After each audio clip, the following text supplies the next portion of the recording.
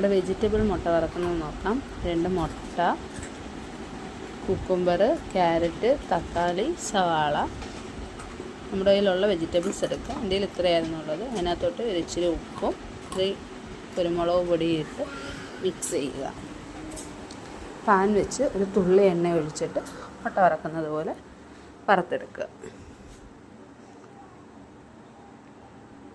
മുട്ട വറുത്തത് റെഡി.